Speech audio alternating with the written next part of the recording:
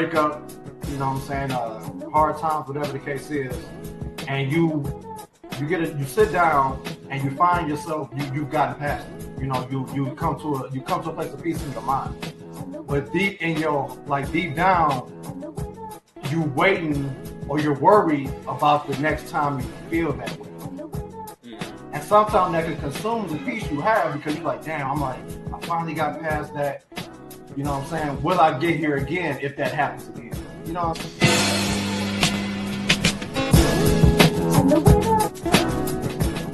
It's the one-on-one thing. It's the intimacy where people get offended and like, they start going a little off because I'm gonna say something that's gonna kind of change your little way of thinking. Yeah. And it's not to change it like to make you be what I want you to be. It's just to give you a different perspective of something and try to maybe adopt that and see if that works for you. Because what you've been doing so far ain't been working. That's why you're talking to me in the first place. Mm-hmm. You know what I mean? And that's the same way when I was going through stuff and I needed to talk to somebody, they had to offend me to get me to realize what I was doing was not working. They had to offend me. And I thanked them for that because they was being real with me and it catapulted me to grow up and to become a better man.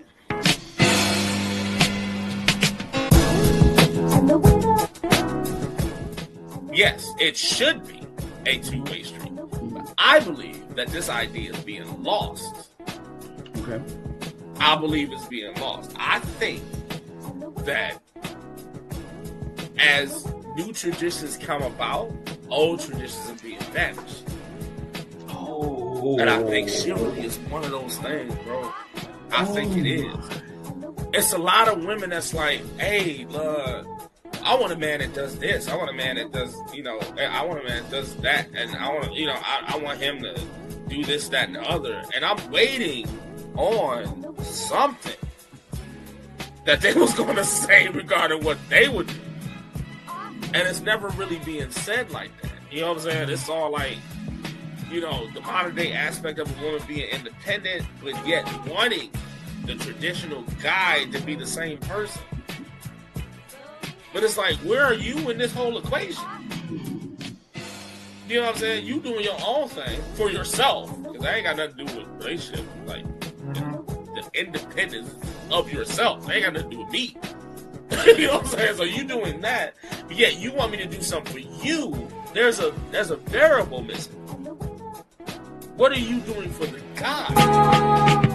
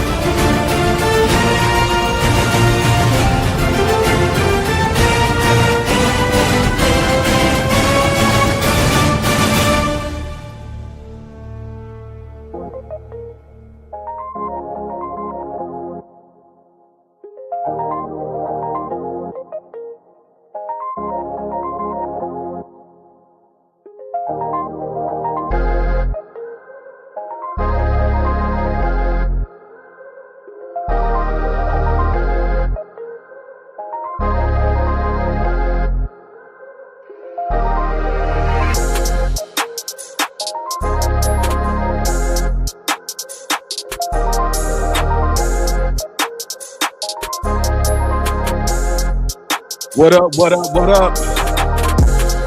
Welcome to the Mailroom Show.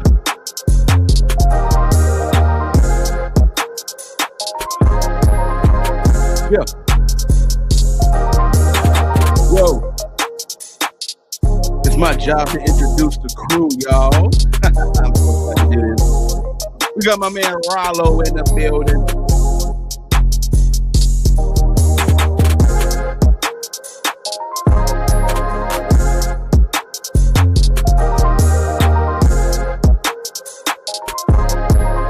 We got my man JB, man.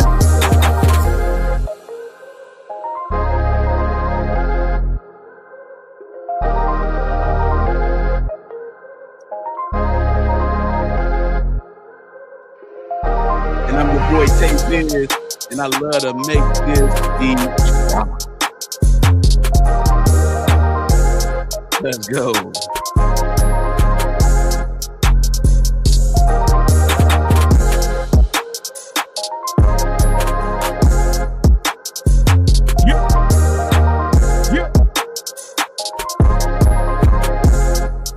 Yeah.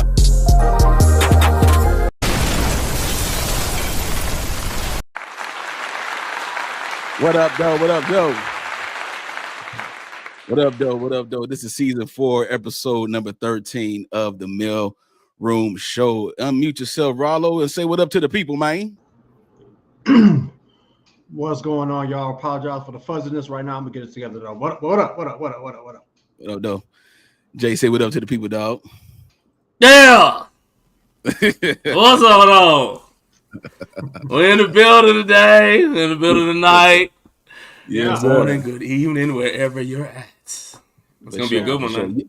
It's gonna be a great one. It's gonna be a great show. We got something good for you. Hey, we missed y'all, man. Y'all don't know, when we be gone for a week, it be feeling like a month, bro. Like for real. Yeah. Because because we break here. We break. You know what I'm saying? Like, you seen Johnny? Y'all don't understand, y'all. Like, it's so much work that everybody don't know that we put into this, y'all. So when we take a break, so y'all can, for the holidays and things like that, like we all really chill. We don't even talk to each other. So yeah, we can chill. We don't do no meeting, nothing. We just be like, all right, we off. It takes a lot of work to do this, man. Like it really do. So when we take some breaks, man. Yeah. Be for good reasons. You know what I mean? Shout out to the chat real quick. Want to say what up to B in the building. What's up, B? Give him a gone for me. We ain't seen her in the chat in a little while, man. But B, one of the original mods, man, of the channel. We appreciate you. Appreciate you coming in and tuning in. Another mod of all mods. Chill saying, hey, fam, enjoy the show. Then they started talking to each other a little bit. Then they said, look at Chill said, look at man, make sure you hit that thumbs up like button when you're on your way in, because we need that. All right, and it's free, by the way. We don't charge for likes. Nothing. It don't cost anything, man. So likes don't cost a thing. Nick Cannon said love don't cost a thing. Whatever. We in the building, man. Yo, we got a great show for you, so we're not gonna belabor the time. But man, let's go ahead and just kick it off with a little bit of the funny. All right, let's go ahead and do that real quick.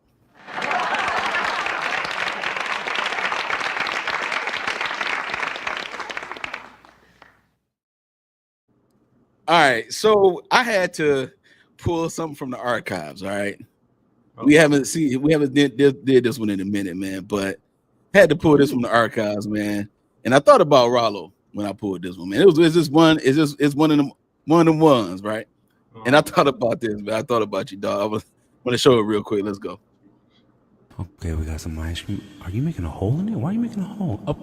Fill me up till I overflow. Oh, dip it in chocolate. Okay, hole in it? Why are you making a hole? Oh. Fill me up till I overflow. Oh, dip it in chocolate. Okay, we got. Yo, man, I had to do it. Praise him.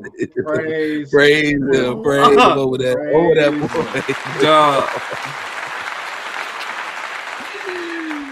boy. Raise the roof. The acoustics Right.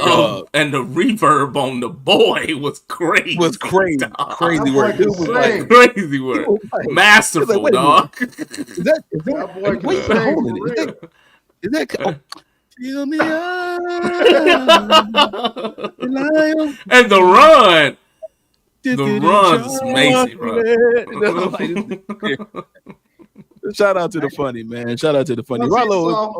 Once he saw what he did, bro, he snapped right into it. Oh, I get it. It was that. Oh, I get it.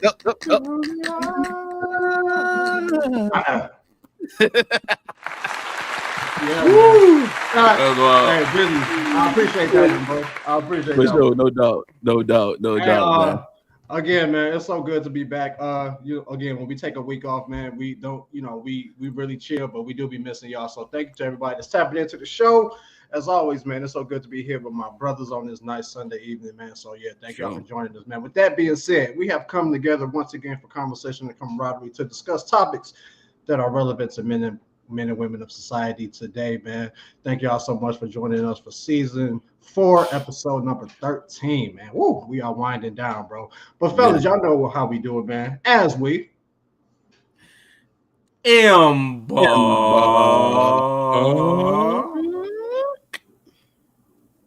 I'll take it. On another round table that has become the Mailroom Show season 4. Let us never ever forget the foundation that is our Trinity. Salute, my brother. Salute, my brother. Salute. Jay, you wanted us to read that?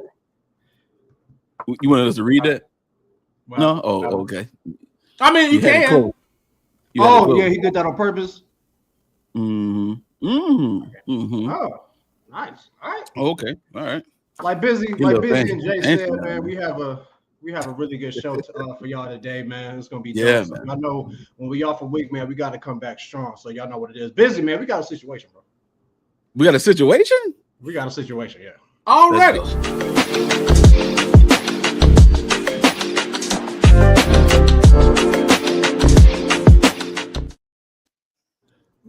Yeah, man. We have a situation, ladies and gentlemen. I'm gonna go ahead and kind of explain what's happening. I think this dude, this dude's friend has probably cracked the code of any loyalty test you can think of, bro. I mean, like it's beyond crazy. So I'm gonna give you a little backstory, and then we got a little video we want y'all to see. So this dude, his friend calls him. He just got a raise at a job, making a little more money. So this dude calls his friend to let him to ask him some advice involving his girl. He's a little worried. He's a little worried about how the relationship is going. So he decided he asked his friend, what should he do as far as testing her loyalty? And this is what he did, bro. Busy running.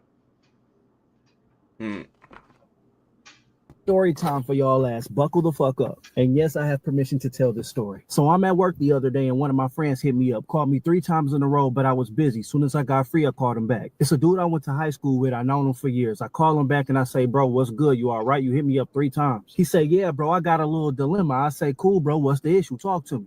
He said, bro, I've been going to school for this computer shit for years and it's finally about to pay off. I just got hired by a company that's about to pay me $300,000 a fucking year. So he's going from making $52,000 a year to damn near $300,000 a year. It's fucking crazy. I said, bro, I'm so fucking proud of you. You deserve it. Let's celebrate. He said, no. Wait. Before we get into all that shit, I need your help with something. I said, okay, my bad. What's up? He said, I've been with my girl for like 4 years now. I said, yeah, absolutely. Y'all been holding it down for a little minute. That's what's up. I said, I know she happy as hell. You about to change y'all lives forever. He said, yeah, that's my point. He said, I kind of want to give her a loyalty test before I let her know that she ain't got to work no more, before I propose, before we start having kids, before I let her know this good news. I have to know for sure she's the fucking one. I said, fool, I completely understand. Do you have anything in mind? He said, no, that's what I need your help with. I ain't got no fucking ideas. I said, okay, cool. I'm going to call you back in an hour. I called him back in an hour and I came up with this. I said, bro, I got it. He said, what? I said, bro, instead of trying to find out if she would be down for you, if came up with all this money, we got to know how she would act if she came up with all this money. He said, how the fuck is we gonna do that? I said, get her a fake lottery ticket. He said, that shit sound dumb as hell. What the fuck is you talking about? I'm on my way to Spencer's to get one right now. So he goes to Spencer's, gets a fake lottery ticket to make it seem like you won $500,000 on a scratch off. I said, fuck it, we in it now. Go grab some flowers, go grab some food, go grab a real scratch off and go grab that fake one, give her the fake one, give her the food and the flowers, and just walk out the room and scratch yours off and see how she react when she see that she won her $500,000. He did just that, bought her some roses, some sesame chicken with some lo mein, and handed her that fake ticket and did just that and waited for her reaction. Now, I'm thinking he's about to hit me back and say that, oh, she scratched it off and she was like, oh, babe, we won. Look what we won. We got 500,000. We straight. We got money to go travel and save us. I thought that was going to be what he called me back to tell me and be like, yo, we good. Now I told her the good news and now we okay, right? This is genuinely what the fuck I thought. He hit me back and said, yeah, she scratched it off, but she ain't say nothing about it. I said, cool, calm down. Maybe she don't know how to read it. Maybe she confused. Maybe she want to surprise you in a different way. I don't know. I'm trying to be fucking optimistic. He said, I seen her take a picture of it and send it to somebody. I said, ask her about it. Ask her, did she win anything? Like, hey, babe, we got $20. We got extra $5. He said he asked her and she said, no, I don't think you won nothing. I'm gonna just throw it away. He says, okay, whatever, but now I have to find out who she sent this picture to. So within the next couple hours, she finally left her phone alone and he grabbed it to see who she sent the picture to. And she sent it to her fucking sister to say, is this real? Did I really win this much money? Her sister responded back and said, hell fucking yeah. And his girlfriend responded to her sister and said, oh, I'm getting the fuck up out of here. And he don't even know it. I was like, bro, just find a reason to bring up money. Find a reason to bring up money. I said, tell her that they took all your bills out at one time and you need an extra $100 because they took everything out at once and you ain't got it. Just see what she say. Just bring up money and ask her for some money and see what happens. He said that she said she needs the extra money because she's about to go visit her mother in New York. She's about to leave. Well, she thinks she is and never come back. That's her fucking plan. Not knowing that this was a fucking lie. Now, he still hasn't reacted to her. It's been 2 days. He still hasn't reacted to this whole situation. He's still making her think that she's about to cash this shit in or whatever because it was over the weekend. I guess you can cash a fucking scratch off. Anyway, he still hasn't reacted. He's still asking me. I say, just let her think she gonna go. Let her go. Just let her go. And by the time she come back, be moved the fuck out. Yeah. That's what I say. So yeah, I'm gonna have to do a part 2 to this because he still hasn't reacted to the fact that she still thinks it's real. She put it in her suitcase and she's about to go to New York. And I'm guessing she thinks she's gonna cash it when she gets to New York with her sisters or her family and shit. I don't know, but I'm gonna have to keep y'all posted. But I think this goes without saying, loyalty test fucking failed. Yeah, for She was sure. about to have her whole life changed. Whole life. He was about to go in the house and say, baby, you ain't gotta work no more. And just that split second. All right, y'all, this is part 2 to the loyalty test video. I'm just going to green screen the text messages that me and my boy had about the situation so y'all can know the direction of this bullshit. Y'all ready?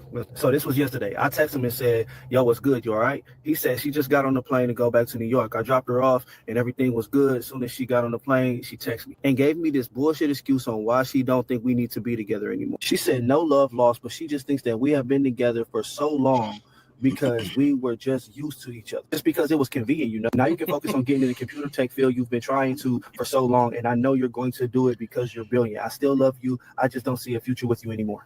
And I responded and said, damn, bro, regardless of how all this shit went down, I know this shit hurt. I know this wasn't the outcome we was looking for, and I'm sorry it went down like this, but at the end of the day, you dodged a fucking bullet. Regardless of what your finances looked like before, you was way too good for that girl, and you know it. He responds and says, yeah, you're right. I appreciate it, bro. The people stitching your video and your comment section don't think so, though. Laughing.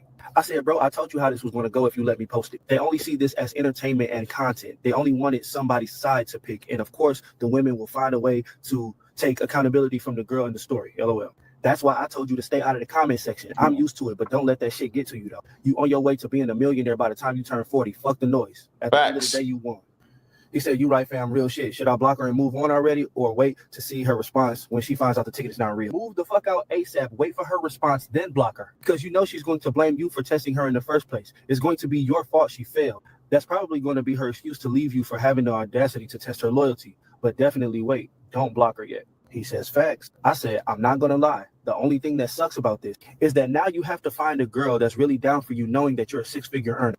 Y'all have had y'all ups and downs about finances over the years, which is what gave you this feeling that she would do something like this. And now she showed you her true colors the first chance she could. So now you're going to have to take a chance with a woman possibly using you for your money, or meet a woman already on your level. But it could be worse. You could have had a baby with this hoe. He said that's a fact. And I said he dodged the bullet like Ultra Instinct hits the gifs or whatever. So the conclusion to this story would obviously be her finding out that the ticket is fake. So clearly we're going to need a part 3. All right, y'all. We back in here. Part 3 it is. Okay, listen. She found out, but she didn't find out the way that I wanted or I thought she was going to find out. Okay. But I'll get to how she found out at the end of the video. So let's get into these screenshots because she definitely inboxed me. You and your friend is childish. You turning people's lives into content like it's fucking funny. Good morning. How are you? Yeah, it's kind of funny. And nobody knows who you is. I didn't say any names, post any pictures, or call out any cities or states. Only the people that know us personally know who I'm talking about. Shouldn't you be talking to him? Fuck you hitting me up for? I don't care if you kept it discreet. It's still disrespectful and not your business to tell. We were going on 4 years and he could have just had a conversation with me about how I was feeling, being financially stressed and overwhelmed. He didn't have to play a stupid prank as if I didn't love him or something. I held him down and appreciated him, but any woman making a substitute teacher salary, barely making it with their partner, would have done the same thing if they came across $500,000. And I tried. He won't respond to me. I may get tired and fed up. You wouldn't understand, but sometimes a situation can make us realize what they lost and how they fucked up. I think she mean what we lost and how we fucked up. Or whatever. And I said, girl, you only mad because you failed the test.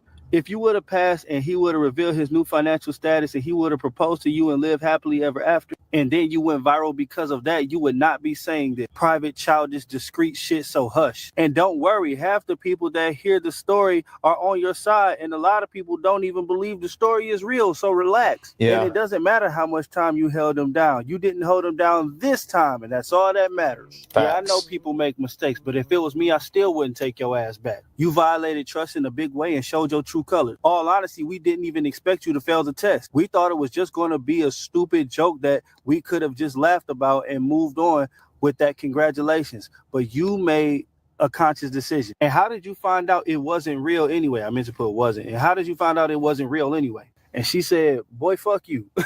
I'm going to put out my own video and post my side of the story because this is stressful. You don't play with people's emotions like this. And I said, that's so stupid because no one knows who it is.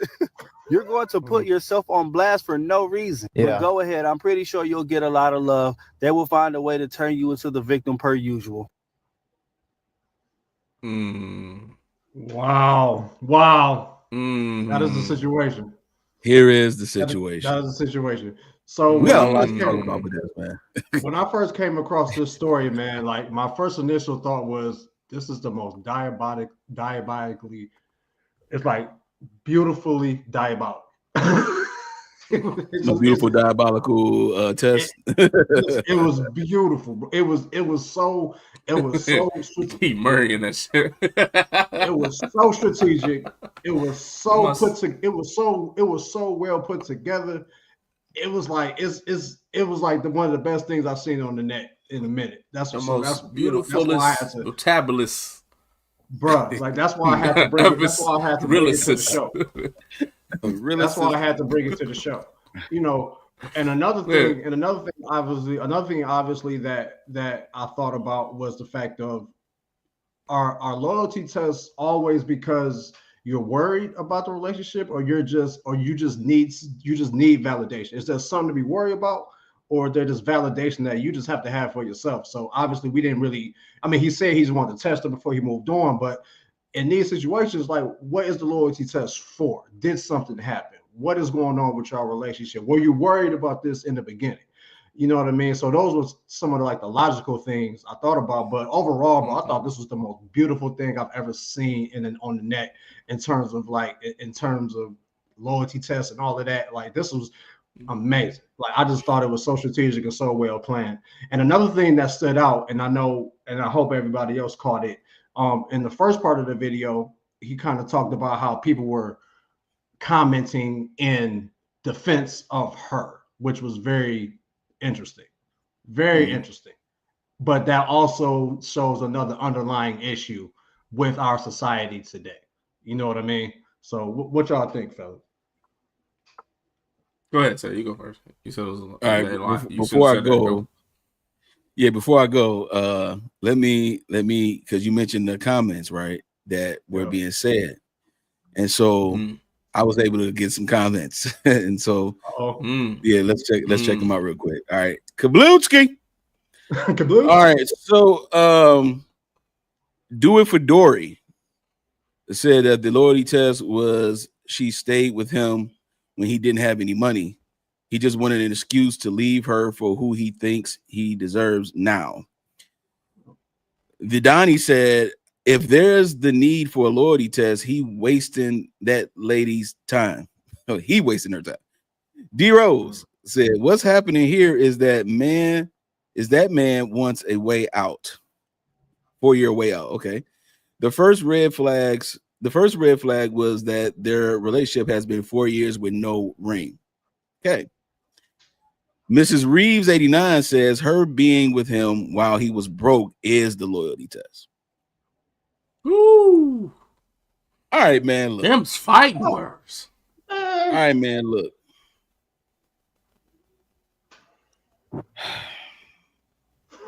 Here we go, David Copperfield. Loyalty test. The connotation of loyalty test, the word test, and then loyalty test together. A lot of people put it in a negative connotation, but if you look at the military, they will give you a loyalty test to break you down to see how far your breakdown is, so they can see if you're loyal enough in the heat of battle. Yeah. Okay, so I'm about to go in this angle. There's a show on Paramount Plus called Lioness with Zoe Saldana and another host of people. I think Nicole Kidman is in it as well. There's an episode where this new girl who has a bunch of issues, like deep down crazy issues. She's been abused a lot. She has abused. I think she like killed her boyfriend, all this kind of stuff, right? In the show. And what they do is she goes into the Marines and they kidnap her. She's on a mission. They kidnap her, the Marines, the actual team.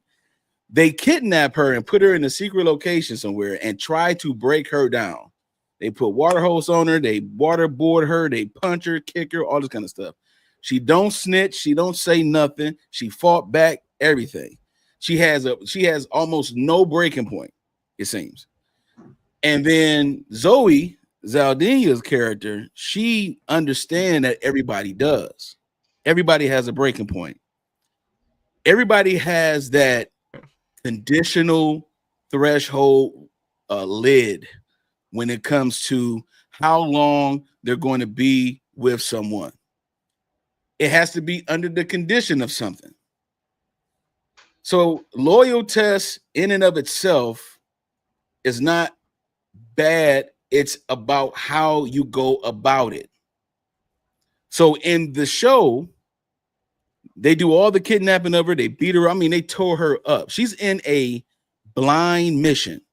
She don't have any information. Only information she has is what they tell her. She don't know the op. She don't know who she's supposed to get close with. She don't know their name or nothing. They did that on purpose. They blindly put her in this mission on purpose because if she had all the information, she might slip up and say the person's name. She might slip up and say something about the person. They don't want her to know that because that automatically shows a sign that this person is undercover or this person is the actual op. In a relationship, we can say what we want to say all we want. And it sounds great, right? You know, as a matter of fact, I did a poll on this, so we're going to get to that in a minute. Everyone's loyalty is tested in a relationship, whether you go about it the way this gentleman did or not. Every relationship, every marriage, every significant other relationship, I don't care what type of relationship you got, your loyalty is going to be tested, period. It is. Something is going to happen in your relationship where it's going to be tested. The way he went about it is the way he decided to go about it because of his significant increase in his salary and his lifestyle is going to change and everything. $250,000 increase. Okay. Now, the fact that you had to do it this way lets me further know that this relationship was terrible. It was terrible. Let's talk about it, please. Thank you. Let's this this lets me know that she was never loyal to him. I'm pretty sure they had some arguments or some conversations about him not doing enough, being enough, giving enough, being this, I like that. I'm tired of going through this, that, and the third. I'm pretty sure that he stayed with her in hopes, like we talked about before on this show, about consequences that men take when they are in bad relationships. Right. Okay. Facts. Here we go. There's only anytime you talk to someone, it doesn't matter who they are. You're only going to get one part of the story. I remember a gentleman by the name of Rollo saying something about a person will tell you the story and to justify in a way that they would be justified. Yeah. Dang. Yeah. It's actually a part. It's a clip in our countdown, y'all. Okay. Yeah. So anytime you're talking to a person after the fact, there's always going to be just their side. Exactly. There's the plaintiff and there's the defendant. Yes, sir. Okay. If the plaintiff, it's on the burden of the prosecution to rest their case to prove that the defendant has done something, and you must bring evidence. Factual data to substantiate your argument. In a loyalty test, whether you do it on purpose or not, every relationship would go through this period. I know they went through a bad situation before. So his thing is, if I am now in this position where I can not only change my life, but your life too, I want to make sure that if I do decide to marry you with all this money that I got, that you won't leave me 10 days later like Tony Braxton did Birdman, take over half his stuff. Crazy work. Please subscribe to the channel. This is the Mail Room Network. Okay? In case you forgot. Subscribe just in case you forgot. Public service announcement, right? PSA. Now, the approach that he took, I would agree with one thing. The approach that he took to test the loyalty is a little off-putting because he had to utilize a trickery move to do so. There are ways, gentlemen, where you don't have to do that. You don't have to. That's fine. But if you are a gentleman who cannot, gauge these loyalties and you resort to this matter, then if you do it, you have to do it in a way that is beneficial, like this gentleman. If you're gonna do it, he flipped it. I'm not the one that got the bread. You the one that got the bread. And as soon as she thought she had the bread, she thought immediately that she was better than him. Immediately. Ladies, you might not like what I'm about to say right now, but I'm gonna give you the business real quick. So I prefaced this already. Okay. There is something about ladies where they are attached, they get attached or they get committed only to a lifestyle of a man and not the actual character of that said man. So when the man's character is good, but he don't have the financial status, then what happens is you want him to be better. You want to be with a man that's better. You want to marry up. You want to come up to his level, or you want his level to be higher than yours for a specific reason. Because you want to be secure. You want to have security. You want all these security measures that you put on a man. But the problem is that you have misplaced your security. You have misplaced it. You have put it into something that can leave, that's only temporary, like money. It's temporary. You could be here today, gone tomorrow. You can't take no money with you or nothing. But the security comes in who the man is. What type of man is he? Is he a comprehensive man? Then you should be able to be loyal to that. But instead, you are loyal to only yourselves. Now, if this does not fit you, ladies, then that don't fit you. However, I'm just saying, it's the truth. And so we could look at facts, statistics, and data to prove that there is a disloyal movement that's been happening since the 1960s in marriage and in relationships that are not married, that even engagements. You know how many women will say to you, I've been engaged 3 times. I've been engaged 4 times, but you won't be married. It doesn't pass the smell test. And so what happened is that when someone utilizes your own game against you and exposes your true character because you get a status change, then we start seeing your true colors. Just like I saw some ladies in the chat say, girl, bye. Now you want to say you playing with people live. Now you playing with people like you've been with this man 4 years. You done gave him hell. Okay. Yeah. He didn't put no ring on it because he couldn't afford to put a ring on it. The man was only making $52,000 a year. So if for him, he might be the type of guy that's like, you know what? I don't want to get married until I got myself together. I don't want to get married until da. He might have put a stipulation on himself, and that is perfectly fine because there are so many women that give themselves a timeline. I want to be married by I'm 30. I want to have babies when I'm 25. They do it too. They do it too. They do it too. So we all do this in different ways. And so he knows now, like, man, I never forgot the argument, the thing that she said to me that cut me deep. I never forgot that she hit me below the belt with certain things and arguments, and I did it to her too, out of defense. Let me see how loyal she is. And as soon as she became better, not him, she don't even know he's better yet. As soon as he became better, all of a sudden, she's gone. Now is that we've been together for so long, and it's like now I don't think we really, nothing but love though. Nothing but love. I just don't think that we are, should be together. We've grown apart. We've grown apart in 4 years. Okay. You have a $500,000 reason why you grew apart now. And I think you should focus on you. Oh yeah, that career, I want you to get better. I want you to be better. Yeah, I want you to. I don't want to hold you back. I know.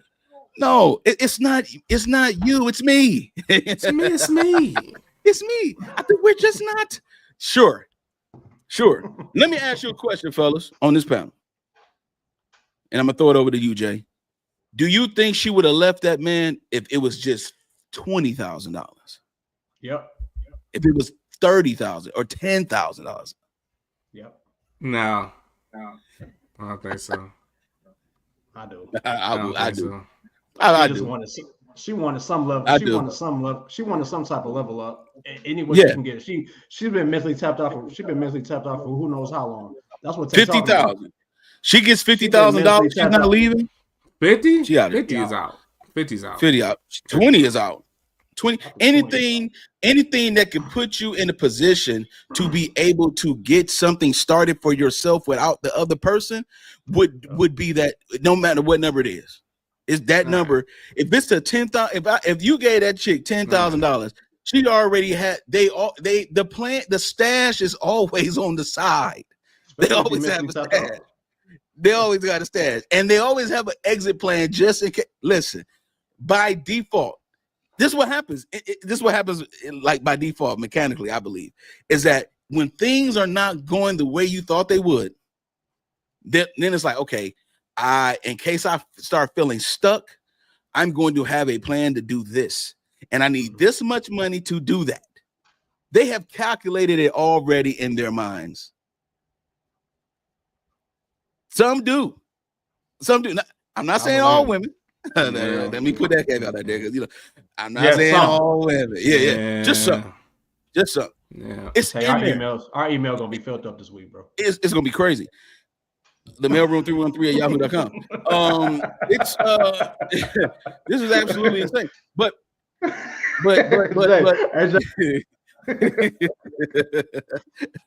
I'm telling you, this the right plugs here, are crazy work right now, bro. The plugs is out here, dog. You plug it, dog.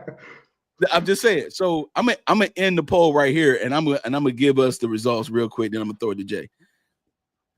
Do you think loyalty tests in relationships are needed? 77% said no, and 22% said yes.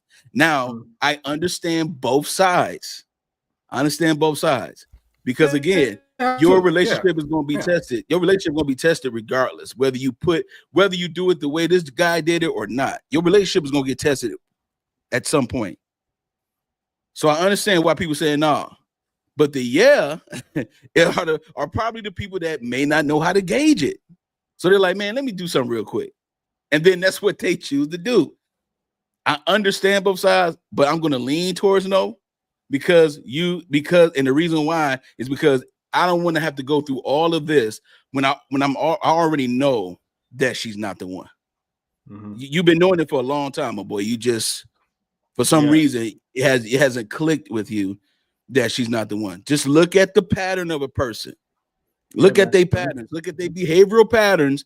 It will tell you everything. You don't have, if you need to go through the rigmarole, the ups and the downs and all that kind of stuff, then that means that your discernment needs a little bit more exercise. Your discernment needs a little bit more practice, because you can tell, especially they live with you, you can definitely gauge a person's behavioral pattern and their level of respect for you. And you can compare those things, and you could get your answer that way as well. I think the energy being used to go get a fake lottery ticket, to give her flowers, to do the whole thing is not my style. But I'm not knocking people who have to do that, because some people feel the need to have to do that. And I'm going to go ahead and throw it to you, Jay. Oh. All right, let's go.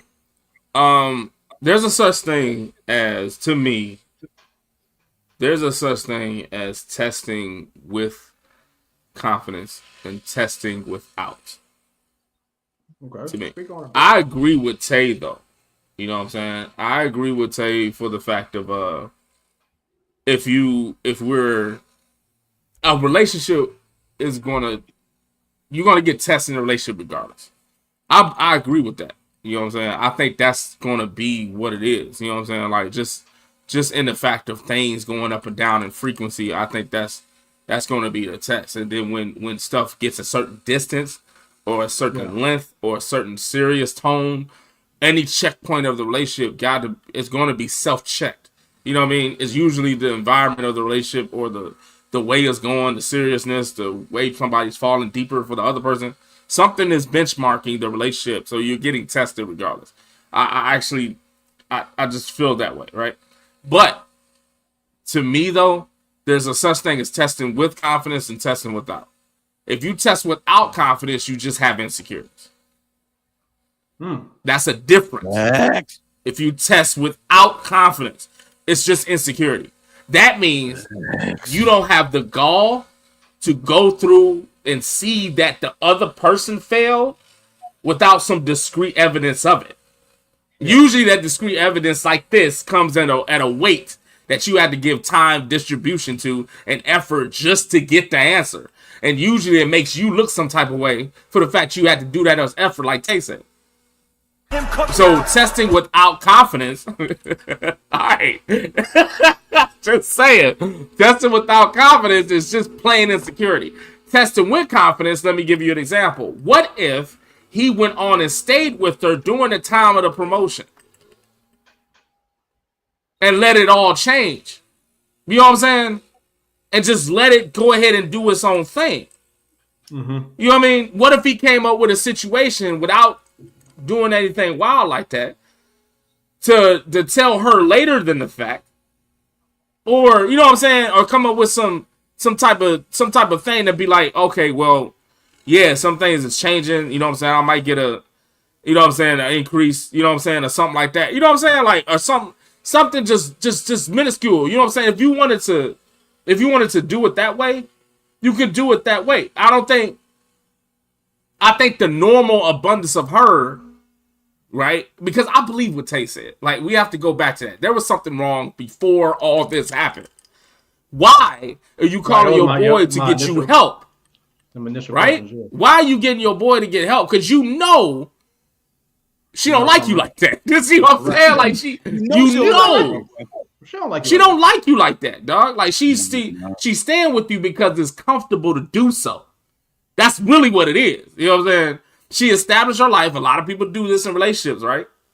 They establish their life, maybe prematurely, too early, or whatever. But you started exchanging your life with each other without knowing the person. A lot of people do this. They sell cell phone bills. You sell house notes. You sell all this stuff, and y'all in the exhibition of your relationship. You ain't established nothing. You still trying to figure it out, right? Yep. Then what happened was y'all usually grow together and figure out some differences between each other while sharing bills. And that's the most confusing thing ever. You know what I'm saying? Because at the end of the day, somebody might not like it. And then now we got to disentangle all these wires to figure out who owns what. It don't make any sense. Like, people do it all the time. You know what I mean? Unless you get a scapegoat, like some money or something to come across like, oh, girl, and then you up and out because you're just entangled in the life with the other person because it was comfortable at first. Everything was cool for $52,000 4 years ago. Yeah. Everything was cool then. You know what I'm saying? But expectations start rising. You grow into your own, your own likings and your own interests. You started evolving as a own person. People all do this. My query to it is, my issue with it is, why you got to entangle your independency while you're trying to develop a relationship? Why do you have to do that? It's easier for people to do that. Yeah, it's easier because the income, you know what I'm saying? Cutting your income with somebody else is easier, but the relationship is still what it is. You know that if you came across somebody, you wouldn't be with him. You know that. But since you in the state that you're in now, you're going to stay with him. And so that's what this whole thing is. So it's the confidence in testing. I believe what Tay said. Testing all the time relationship. It's always being tested.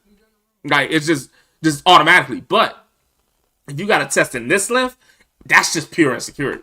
That's all that is. You know what I'm saying? And I don't believe, I do not believe that we need to do that. You know what I'm saying? I just don't. Like, you know, and the way he probably did it is GOAT. Like, the way you did it was GOAT. Like, you had to think about all that shit. Like, that was dope. But dude, that was a lot of rigmarole just to sit somebody down and be like, you know what I'm saying? Like, are you comfortable with the finances of the relationship? I would rather throw it in your lap and you lie to me than me begin to lie to you to expecting the result. You understand what I'm saying? I would rather give it to you and you lie to me than me just lie to you up front to expect the result out of it. But you know what I'm saying?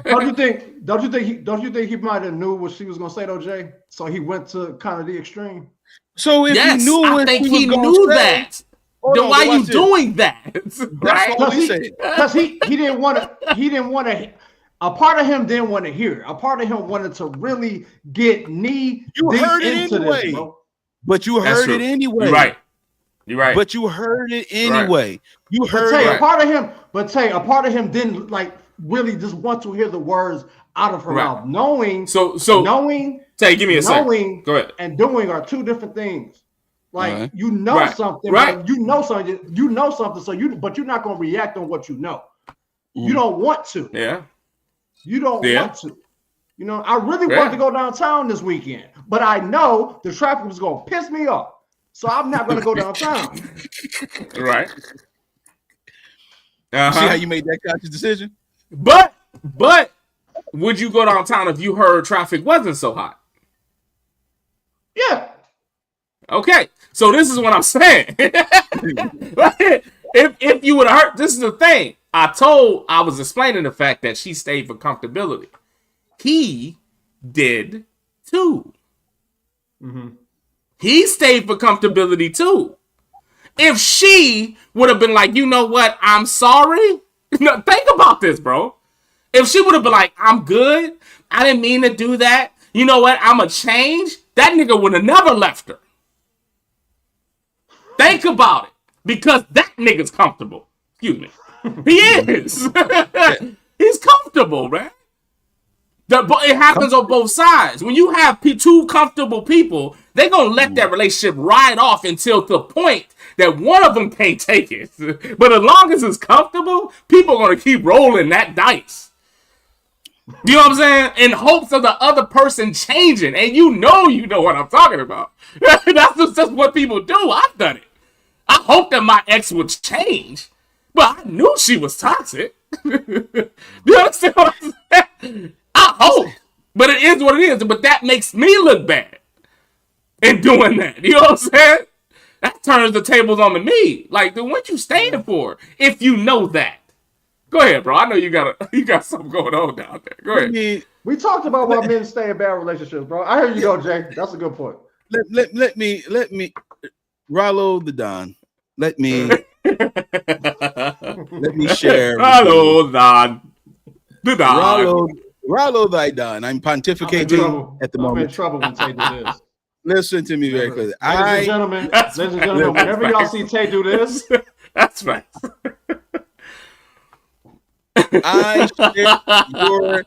I share your enthusiasm of the artistry of the trickery. Okay, you're impressed with the way it happened. I'm sorry. I was. You're very impressed. I understand your impressiveness. Okay, right. But you know that was some dumbass shit that he did.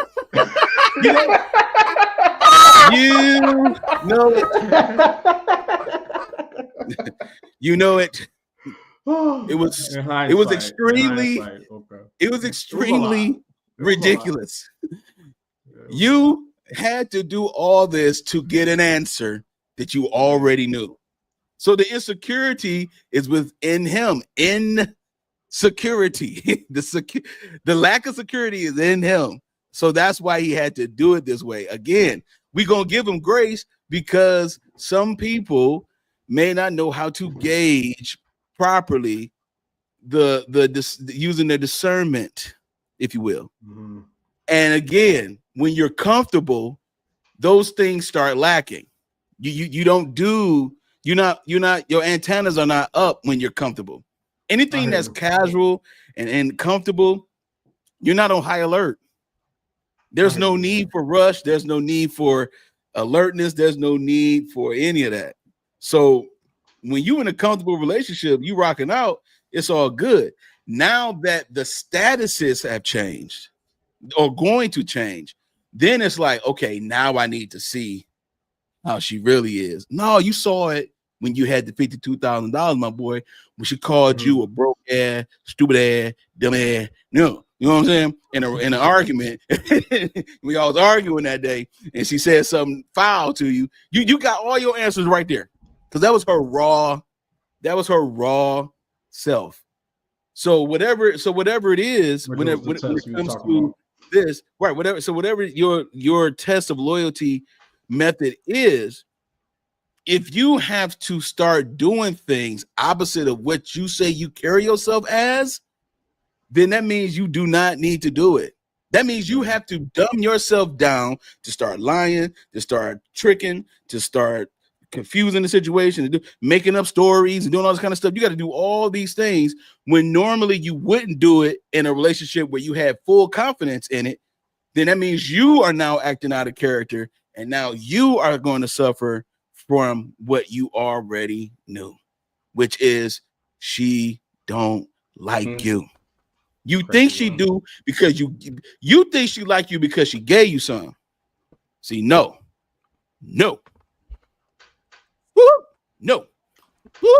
Okay, that is not how you use regular gas. All right,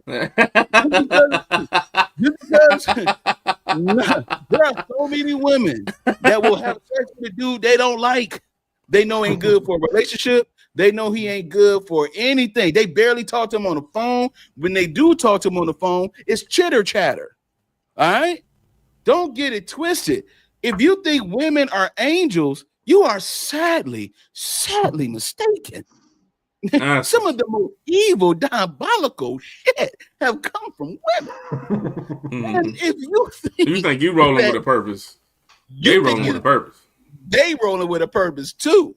They will lie to you too. They will huddle up, this is the solidarity. We always talk about it. They'll huddle up and be like, "Hey, girl, I gotta do this, do that." But if he say something, say that I'm at the store. You see how she called her sister. She called her sister. Immediate. Straight up. I'm in the video. Yep. She called her sister. Like, is this real? Yeah, hell yeah, it's real. Now lead him. And because you should have left him anyway. 4 years and he didn't even marry you. You should have left him anyway. I don't even know why you stay with him. I mean, you stay with him because of what? I mean, whatever. They go in fast forward, right? Then all of a sudden, when they feel stupid, then it's like, oh, you playing with my feelings. You've been playing with your feelings and his feelings for 4 years. That's right. Now, this one time it's your turn, and all of a sudden it's like, y'all childish. You stayed with this man for 4 years, and now you think, first of all, the fact that you think a lottery a scratch off has a $500,000 payout is just crazy to me in the first place. I mean, and really, you got it. If it happened, you got it. Out of all the people on the earth, you the only one with this $500,000 scratch off. You so stupid, and you went to New York. You so stupid, yo. You so stupid. You so stupid, and then you went to New York to try to you was gonna cash this in New York. You the dumbest person on earth. So this whole situation is messed up.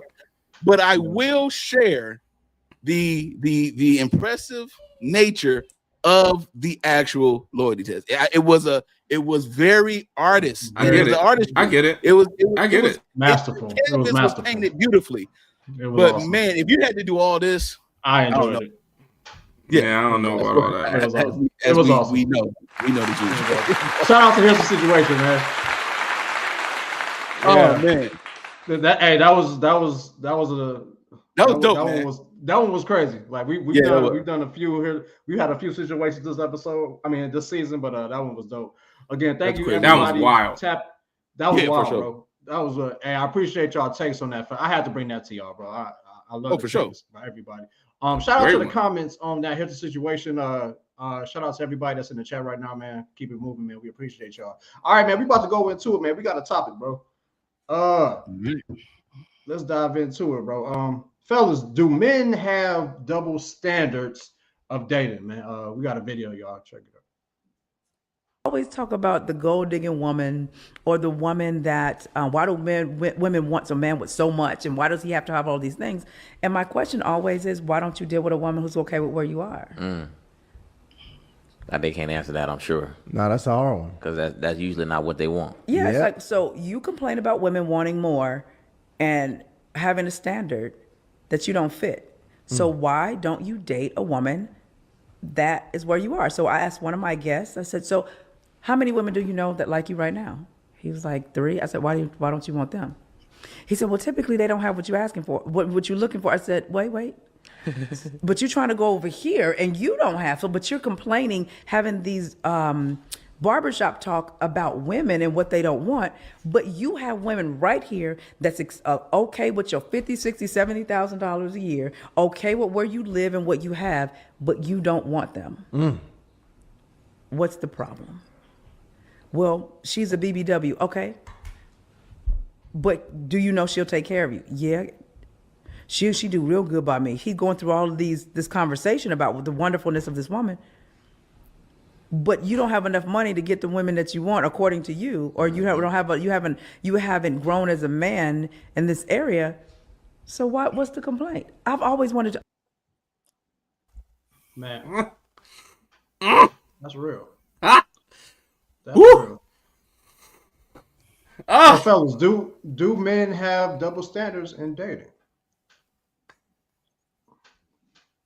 I ain't Jay, going start first. us off. Jay, start us Yeah, off. you Man. start us off, Jay. Dude, Jay, stupid. Remember how you used to do that hype in school? Like, go.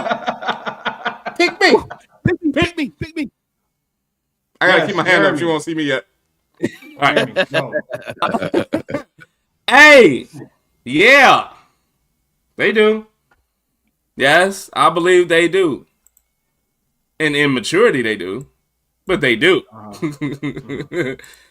In immaturity, though, I think men do this because we got this hunter aesthetic, man. Our testosterone is a interesting thing, like, and I don't expect a woman to understand this about how we roll with the pheromones we have and the testosterone we got. Like, I don't expect a woman to understand it, let alone the same way, other way around. I don't expect to understand how that is. I try to comprehend. I just want to get on the level of realism to the point that I get it.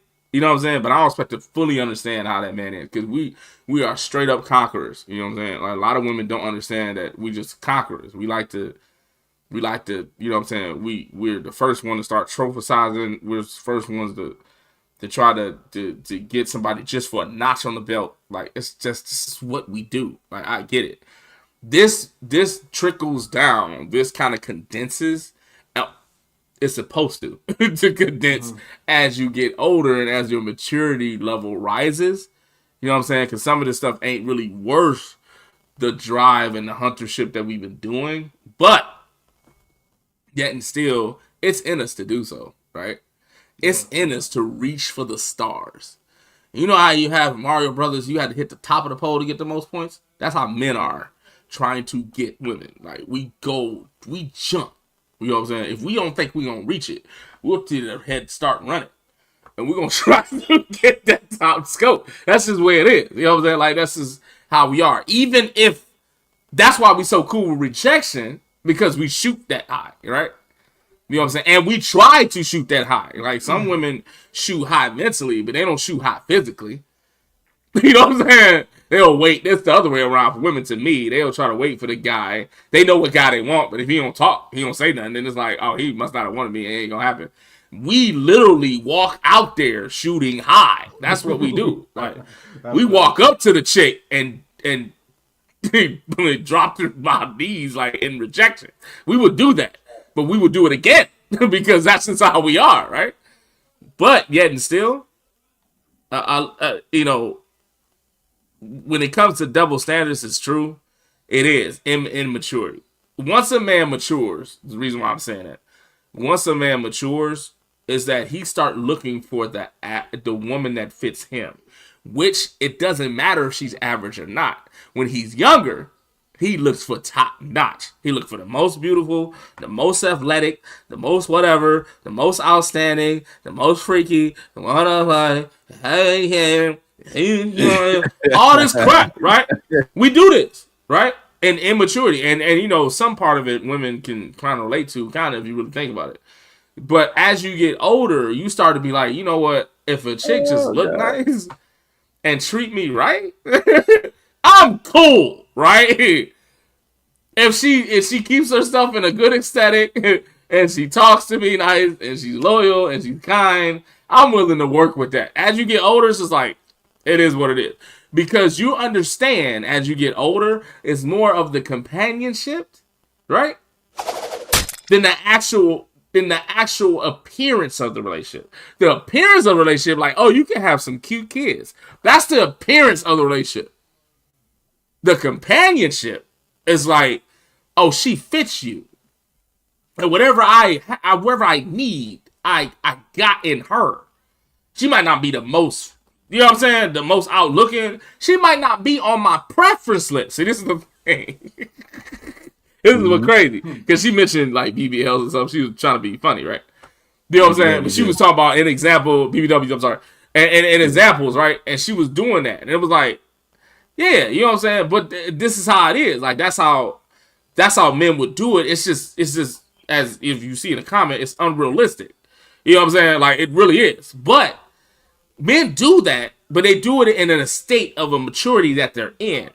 And I'm saying that men get older and not come out of this state of maturity, as women do too. Some people just salary cap out. Like they don't get mature other than what they are. Like, and they think that this is the thing. This is not the thing. Like I'm gonna chase the most beautiful, attractive chick, but the most beautiful, attractive chick come with a whole maintenance bill that you don't want to deal with, but you want to attract her. You know what I'm saying? Or some people, and I'm probably gonna step on shoes in the pews, but some people shoot for that same thing, right? And make them the problem. Be like, oh yeah, you know what I'm saying? Like, she's so hot, but her standards is too high. That's why I'll date people like that. But I like them, because if she want to date me, I'll date her. But just because she don't want to date me, her standards too high. You know, that type of thing. Like, some men do that goofy foolishness. Like, I think it's goofy. You know what I'm saying? But when you get, I'm telling you, when you get older, you start forgetting about all these obstacle courses you need to run. You stop running them. And you be like, you know what? If she's nice and kind and adheres to me and I trust her, she trusts me, and we can grow into something, it's like, I'm cool. All this other noise that's going on, I'm straight.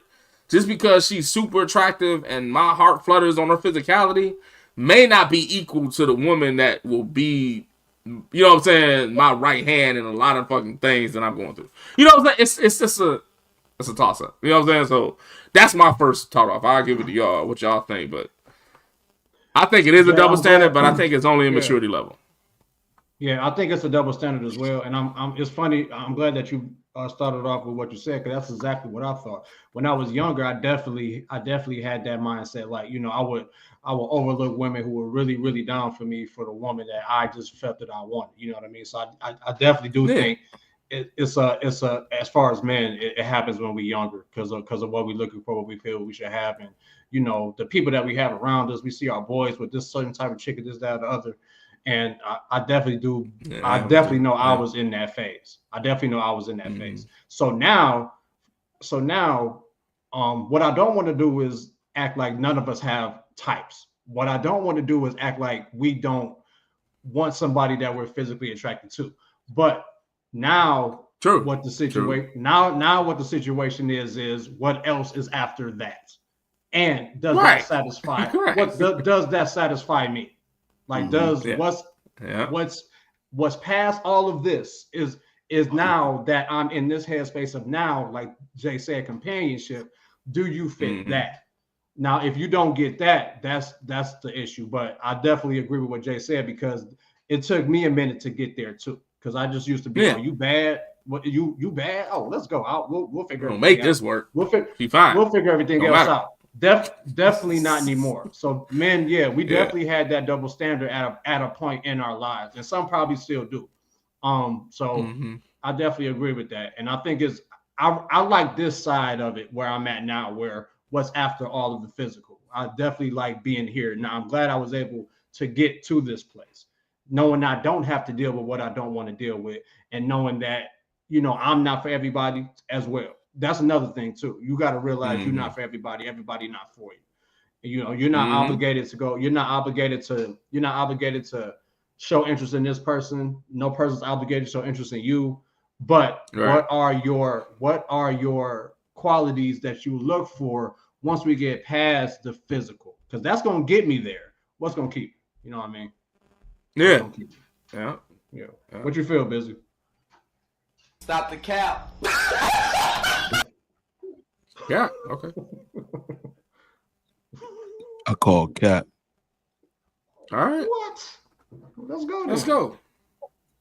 Call cap, man. I mean, when did one whatever you want become a double standard? It's okay. Go ahead. Say that one more time. I'm sorry. When do wanting whatever you want become a double standard in dating? Okay, I see what you mean. Yeah, I see what you mean. So what I'm saying is, like, a lot of this is just like out of ignorance. You said y'all was young. We was young. Okay. Like, how we know that's double standard? Me being young and wanting the finest chick in the block is not a double standard. That's just me wanting what I want. because I like fine women. Got you. Are you talking about the verbiage of it? Okay. You just talking about got the you. verbiage. Got you.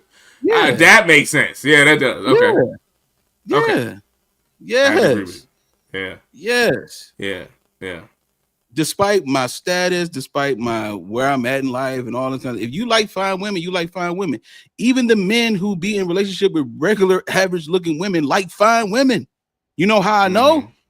Because 80% of married men have OnlyFans accounts. Statistically. We got you think is that a double standard, or is he sacrificing what he really wants for the sake of this woman that he loves? He's suppressing what he really wants to decide with her. He's looking at the OnlyFans like crazy because he likes that. But he married.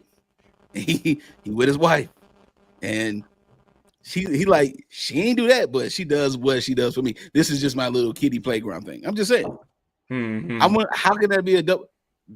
How's it a double standard? A double standard is getting convicted for the same crime, being male and female, and then you both get different sentences. Like that's a double standard. Like I unalive someone and she unalive someone. I get life without parole. She get 20 years. With the possibility of parole. With you know what I mean? Like so. Yeah. Would you put it under? I got a question though. Would you put it under the umbrella of hypocriticism? No, I just put it on the umbrella of your youthful appetite and desire that you want. It's not mature and developed yet. If you're young, you don't have a developed. I wouldn't put it. I got you. I actually feel you on the young end, but we're talking about because I went for maturity, not age, right? So I'm not talking about that. I want to. I'm exposing it into the fact of the maturity end because some people will choose somebody that looks nice other than somebody that fits. Now I think that's a maturity thing. I don't think that's a young thing. You know what I'm saying? It might not be a double standard, right? Because she made the example of the guy that like she don't have what I want. And usually that's physical, man. It ain't had nothing to do with anything else. Because if you had the average chick having everything you need versus then the chick having everything aesthetically you want, we usually go after that. Men or women usually go after that first and try to appease that before the everything. So I think it's a maturity level based on that. That's what I'm saying. Like, I get your double standard effect, but I get that. But I'm like, that's a little that's contradictive, ain't it? What I'm saying is this, is that if a man has a level of attraction that he particularly likes and he go after it, just because he don't have the status and money of it doesn't mean he's doing a double standard on it. That's all I'm saying. That's all I'm saying. Yeah. That's it. That's all I'm saying. Just because that man is he's in the dating culture, the most casual culture in America. Okay. Right. Where feelings are not permitted. Right. Unless they are invited. Right? Yeah. In this culture of the casual culture, this guy has an appetite for a particular type of woman. Despite she mentioned the fact that he has a status that can't obtain these particular type of women. Well, she must be talking to a tiny substrata of men, because there are some men who will work at CVS and they can get some bad chicks. And they be up there. They be lawyers. True. And they be able to get them. So, and I mean, I may be talking about the exception in a sense, but at the end of the day, I don't see it as a double standard. If a guy is attracted to something that he likes and he decides to risk going after it because he likes this particular type of attraction, then that's just him shooting a shot. I don't see it as a double standard. A double standard is something. A double standard is something that happens when you like two different people. No double standards about men and women. If a woman, like for instance, a woman can, let's say for example, a woman would throw a brick at a man's car, vandalize his car. Matter of fact, scratch that, strike that, judge. Let me do it this way. You're at work. You're at the job. A woman comes by and rub her hands on your bald head, Rollo, your head full of hair, Jay, and you're working and y'all cool at the job, and she start rubbing your shoulders, she start rubbing your head, she start you smell good, she starts sniffing on you and everything. Is that sexual harassment? Yeah. Is that sexual harassment? I guess is that sexual harassment? Yeah. It is. Of course it is.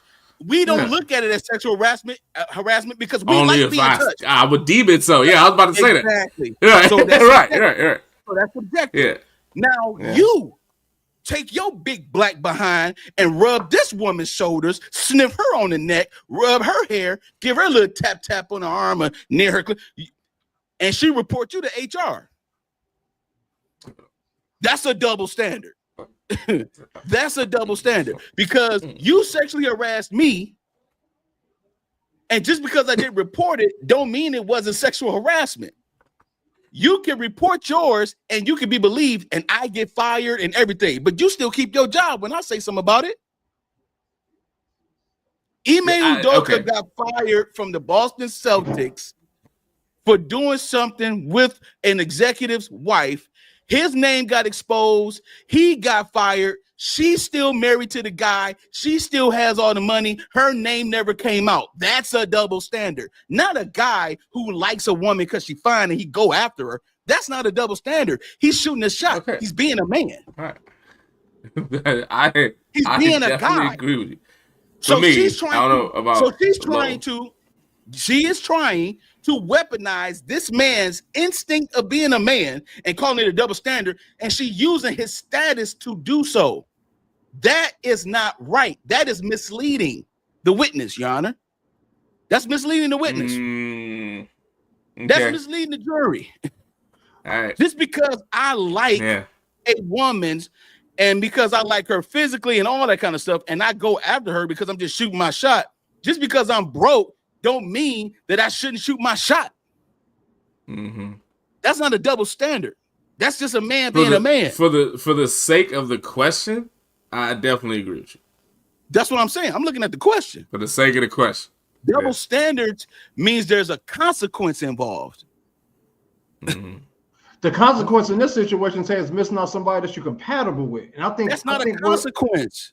That's not a consequence. In terms of if you're looking for a relationship and you want somebody that you're really compatible with, if you're overlooking the people who are really for you, and then you charging that on some later, that's the consequence. Like you're overlooking who might be for you.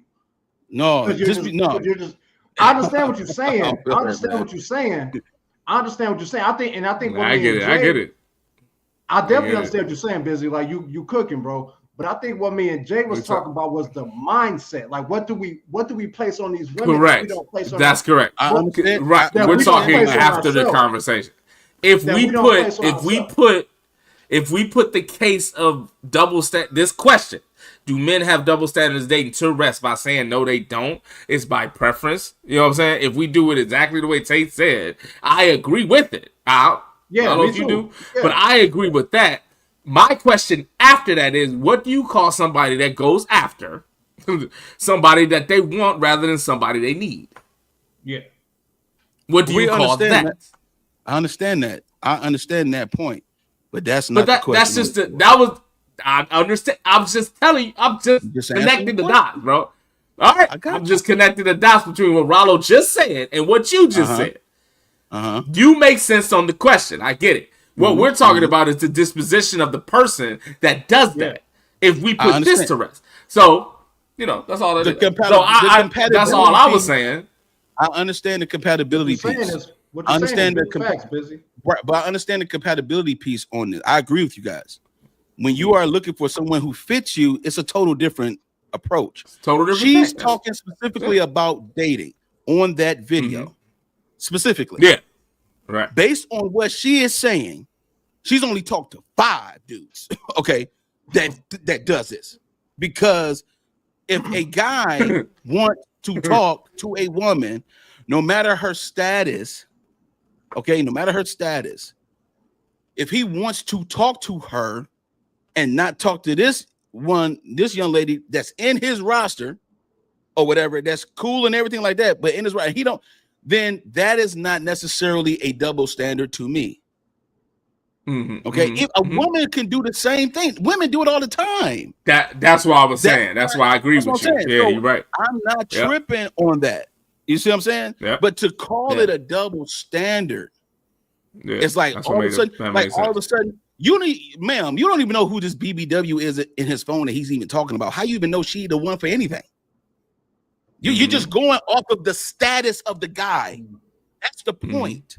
When because your status is low, financial status, let me just be clear. Your financial status is low. That means you are prohibited to talk to anybody above that bracket. When women do it all the time. Right. Yeah. It's called hypergamy. Okay.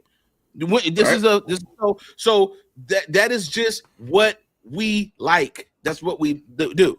Now, when you get to the stage of maturity, you start looking for certain things differently. You start looking for character, looking for certain characteristic traits that fits you. Like my man Talks with Todd said, man, I like whoever rock with me. Like when you get to that mature stage where somebody who rock with you for real, they may not be the most glamorous looking person, but they rocking with you. That means you value things that are intangible more than tangible. Right. I'm just saying, being a man and going after and shooting your shot is not a double standard to me. Okay. That's all I'm saying. Yeah. No, that's real talk. Real talk. That was a shout out to that topic, man. Yeah. I like this disagreement we had, dog. That's what's up. We were 2 against 1. Yeah. And yeah, at the end of the day, like this kind of just based off what we just all talked about, neither way of thinking is wrong. But I think we always got to be conscious of ourselves and what we're placing out there that we, you know what I'm saying, that we don't want to get back. I think what you put out is what you receive. You know what I mean? The pursuit that you put in a woman, like from a man's perspective, the pursuit you put into a woman, and it might not be for you. You can't charge nobody else with who doesn't come to you. You can't place that whatever energy, mindset, you know what I'm saying? You can't be upset with whatever you do or don't get back, because you kind of get out what you put in. You know what I mean? If you really looking for a companion, you're gonna dig deep through that dirt to find that gem. You know what I mean? Yeah. And I'm glad you segued that. Yeah, because both things are valid. Both things are valid. Yeah. Especially what Tay said is real valid. What you said was real valid. Yeah. And the conversation needs to be had, like absolutely. Us to get our opinions and debate about it with constructive criticism, and being able to take opposition and debate your issue with somebody else is a thing that people don't do anymore constructively. You know what I'm saying? So that's the thing. We try to do that. You know what I'm saying? Have respect for one another. Doing the concept of us doing that. And that's a good thing to have. You know what I'm saying? Like some people you know what I'm saying? All we doing is generalizing our opinions, you know what I'm saying? And trying to understand the consensus of the truth of the matter. That's pretty much it. You know what I'm saying? Without establishing feelings, your own self feelings into your answers and questions. You know what I'm saying? And a lot of people don't have this type of dichotomy with each other. So it's a good thing to have, man. It's no doubt. I just wanted to say that because you said that right. Real talk. Shout out to that topic again, man. Shout out to that topic again. Again, if you all have any questions, if you all have any questions, comments, concerns about this topic or any other topic that we've done or in the show, make sure y'all hit us up at the mailroom313@yahoo.com, man. Holla at us, let us know what's going on. All right, man, let's get into the last topic. We got one more topic for the day, fellas. Let's get into it. What are the true signs of healing, man? This is a good one, man. We got a video. So you will know when you're healed, when you stop trying to heal yourself from being human. Because healing isn't about creating a perfect life where nothing ever disturbs your peace. It's about realizing that everything that disrupts your peace is not here to break you. Sometimes it's here to grow you. You'll know you're healed when you no longer need to understand the past in order to move forward. You stop replaying old wounds, looking for closure that may never come. Instead, you make peace with what was, and you start to focus on who you're becoming. You'll know you're healed when stress and sadness or struggle, it doesn't make you feel like life is failing you or that you're failing at life. So that means that you stop pathologizing every hard moment and recognize that discomfort isn't a crisis, it's part of living. You'll know that you're healed when you don't need to cut people off just to feel at peace. You learn how to live with others even when they're imperfect because you finally learn how to trust yourself. You will know that you're healed when you stop needing mental health to be an escape and you start using it as a tool for engagement. Healing isn't about, building this life that never challenges you. It's about building the capacity to handle life without constantly needing to retreat and or recover from it. Here's a question for you. Are you actually healing or are you just trying to build a life that never asks anything of you? Wonderful. That was awesome. Wonderful. Fellas, we all know, and our followers know, and everybody that watches us live, and we've talked about healing in a couple different aspects throughout our seasons. But bro, I don't think we ever talked about the signs of it, bro. Like this is real. I don't think we've ever actually pinpointed some signs that you are healed. You know what I mean? So I'm gonna ask both of y'all first, and then I'll give my take on it, and anybody can go. Who tell us when you had a sign that you were healed? I think okay. I think, man, like, first of all, shout out to Ray Quill. What did it say? The capacity expert. Yeah, shout out to her, man. I'm like, this. I have seen a lot of, and I don't want to. Again, it's shoes in the pews type of scenario. I don't want to just start insulting people for their intelligence or their profession. But I have seen a lot of female, quote unquote, therapists that stick in the female regimen when they're giving advice. I've seen this a lot. You know what I'm saying? Like, and this woman, first off, stayed so neutral and gave it the fact of it kept the accountability factor in everything that she is saying. Like, you got to look at yourself in this whole matter. You know what I'm saying? And given the tools, given the outputs of things that she's seen before, and debunking the ideas that people think that they are. Some people think they're great in the aspect of doing, but they're really not. They're actually in reverse. And she's calling that out with fuel for you to look at yourself and examine that by leaving a question at the end of most. If you follow her, she leave a question at the end of most of her posts for you to understand that. And I think that's very neutral. Neutral. I love that fact about her. She's very neutral. Like, she'll leave it out there. Like, hey, this might be you. You need to figure out if it's you or not. You know what I'm saying? Like, and I think that's dope. So shout out to her. But the true signs of healing, I'm not even going to overdo anything this woman said, because she really packages in this video. If you really think about it, the true signs of healing is when you stop fighting for the fact of this perfect life that nothing affects you anymore. This was dope to me. Like, this was I remember doing this. I don't know about y'all brothers, but I remember doing this. I remember being triggered about something in my past, being dramatic about it, and trying my best not to ever pull that out of my being ever again. Thinking that if I dealt with that way, that I was healed from it. If I do it 6-7 feet under, if I kept it under.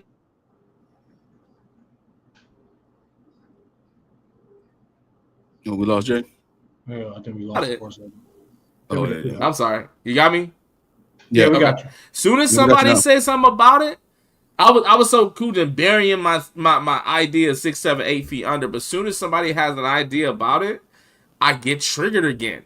And I go through these phases, and I go through these resentment phases. Then I start barricading again and be like, I don't want to hear about it because I'll move from this. And I got to make this whole presidential campaign speech of how I move from this. And then I got to do all that. I've done this, dog. You know what I'm saying? And that is not the sign of true healing. The true healing sign, just like she explained, and I'm just overcapping, just reiterating, right, is when you get addressed with that same issue and your output is different.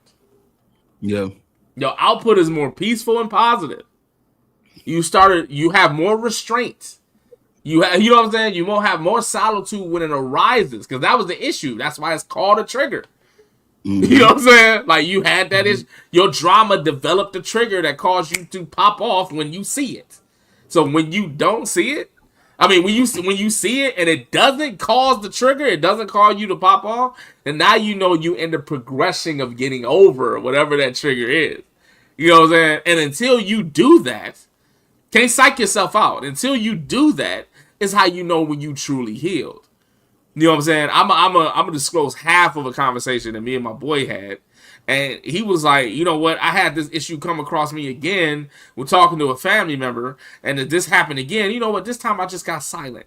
See, usually he went off, but now he got silent. He was like, you know what? Because I know that's going to be a thing. I'm going to go ahead and shut down these emotions that I'm going to cause me to go off, and then I'm going to chill, and I'm going to attack this a different way. That's how you know that you're being progressed into the point of healing.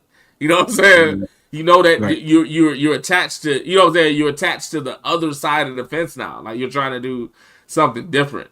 You know what I mean? And people use this whole restrictive barricade thing as I'm on the journey of being healed. You know what I'm saying? Like, I don't want to deal with that no more. Like, I don't want a guy, like, you know, this guy cheated on me, so I have trust issues. So I'm gonna forever have trust issues, like forever.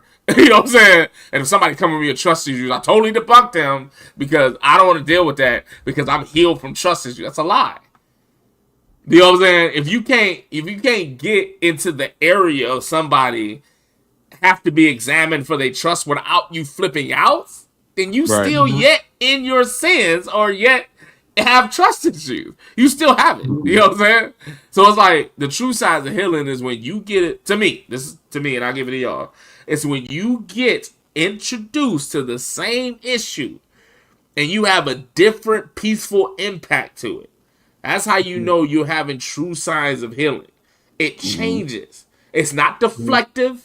It's not like, you know what I'm saying? Like, I don't want to deal with it, or I'm mad because I had to deal with it. It's the fact of, I've seen this before, and I'm not doing that no more. You know what I'm saying? Matter of fact, my whole thing is going to be totally beneficial to both parties of the situation. Maybe the person is dealing with me. I'm going to address that person like, you know what? I don't deal with that no more. A whole different 180 to the idea. That's how you know it's truly healing to me. That's so.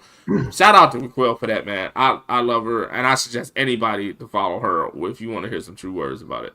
Real talk. But I'm gonna give it to y'all for that. Yeah, that's real talk. I think something that stood out with what Jay said is your mindset and your reaction to certain things. That's definitely a sign of healing. You know what I mean? I think that's the epitome of healing. When you are in a place where every single thing doesn't affect you like it may have at a certain point. So I definitely agree with that. I'm gonna tell y'all my sign of healing, and I hope y'all kind of follow me a little bit. I might lose you a little bit, but I just kind of want you to follow me. My brothers know everything I went through around, I want to say 2017, 2018. My brothers know everything I went through, from a failed relationship to my job situations, all of that. My brothers know, and my brothers know I had to move from a place to another place to get better, in a sense. So I'm gonna tell y'all this, and again, I hope y'all follow me. My sign of healing that I was beginning to heal was the fact that I decided to do it. Now, what I mean by that is I used to be a person who, whenever I might be spazzing out or going through something, everything was coming left, coming right, and I would just have like a lot of weight on my shoulder, I wouldn't stop. I just kept going until I felt better. And that worked for me for a little while, until I got to a point where it just doesn't. Y'all know the saying, everything is cool till it ain't. Right. Yeah. It really got not cool for me at a point. And again, this was around 2017, 2018. It really got not cool for me for a point. And I decided that I had to leave an environment I was in, go to another environment. And for the first time, fellas and ladies and gentlemen, to deal with my problems, I just stopped moving. I stopped moving. And I don't know where it came from. I don't know what pushed me to just stop moving. It was almost like I felt I had to, and I never did that before. So that was a sign for me. When you make a choice that you want to heal, when you make a choice to decide you need to get past this, that is, to me, the ultimate sign that you are healing, man. And then from there, you take the steps that comes with that decision. For me, bro, that was when I knew, okay, something is shifting in me, because I've never done this, and I felt I needed to do it, man. So just that's the sign for me. So shout out to anybody that's been in that situation. Shout out to anybody who was afraid to do that. And I'm just going to encourage y'all, don't be afraid to stop and decide to heal, decide to get better within yourself, man. Like, that was my sign, bro. That was my sign. Mm-hmm. Dope.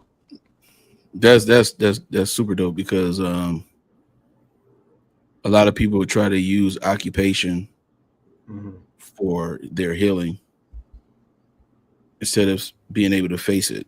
It's a fight or flight thing. Yeah. Occupational awareness for situational awareness now? Yeah, exactly. Woo, and I like that. That's dope. Crazy. Oh, that's awesome, dog. Oh my god. Yeah. All right, we'll talk about that later. yeah. We'll talk about it after the show, after the post production. For me, the sign that I knew that I was healing, I would say, because it's talking about signs of healing. First sign was that I reached out for help. So it came with a choice. Yeah. The second was that I committed to my choice, no matter how difficult it was. And actually engaging in instructions to dig into the darkest parts of my life without becoming a victim all over again about it. Like a lot of times we go to school and we're students of all these things like history and all this kind of stuff. When we become student, we learn the history of this person, the Wyatt Earp, the OK Corral, and all this kind of stuff that we learn in school. But have you ever been a student of yourself? Yep. Have you ever taken a course on you? Yep. And being willing to take that course on me was very uncomfortable, very uncomfortable, but yet healing, you know? And I started that part of the journey like 4 years ago. Shout out to my man, Dr. Kelvin Banks. He be watching the show sometimes. So I knew you were going to say it. Shout out to my pop. Shout out to my pop, Park Stewart, of course. Yeah, shout out to Pop.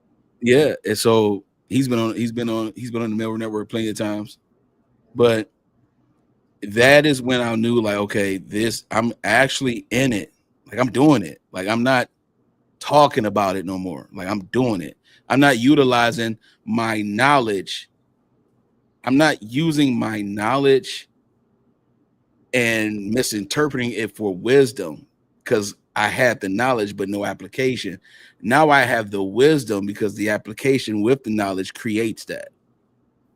And a level of understanding that would allow me to have a more harmonious perspective opposed to just a balanced perspective. You know what I'm saying? So those are the things, man. I started looking at things in my life where, okay, no matter how difficult it was, I'm trying to squeeze the juice. In other words, I'm trying to find the most meaningful part of this situation instead of being angry all the time. Instead of being like, you know, rah. Because y'all used to call me the king of the cutoff, right? Back in the day. Y'all used to get on me bad about that. And I'm like, yeah, dog, you always. It was like this. It was like that for sure. Like you always cutting people off. You know what I'm saying? Like, and it had one thing, and it's a wrap. You know, it was like that's not healing. That was hurt. You know what I'm saying? I find it funny that right. See, you always be talking that. Bam, cut him off with his line in his ponytail, man. And cut him off. Cut it off.